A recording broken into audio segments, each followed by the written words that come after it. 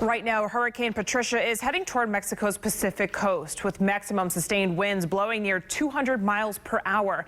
And we're going to take a live look at the west coast of Mexico now, just south of Puerto Vallarta. Patricia is the strongest hurricane ever recorded in the eastern Pacific or Atlantic Oceans.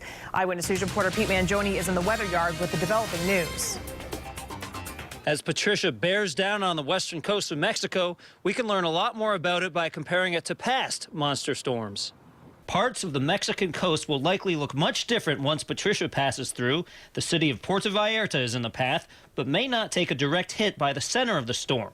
Officials in Mexico are preparing for the worst. I reiterate that forecasts continue to indicate that the hurricane will make landfall in the state of Jalisco. Already reaching 880 millibars earlier Friday, the storm hit the lowest pressure ever for a hurricane in the Atlantic or eastern northern Pacific Ocean.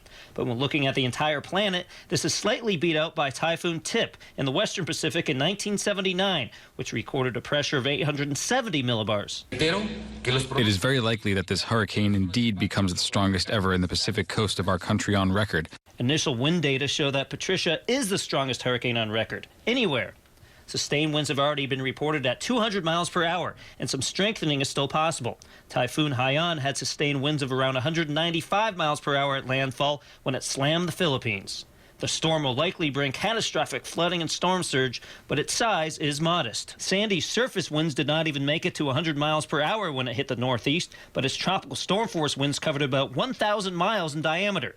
Compare that to about 350 miles for Patricia. So while Patricia will certainly be a devastating hurricane, it would be much worse if it were a larger storm. I'm meteorologist Pete Mangione, Eyewitness News.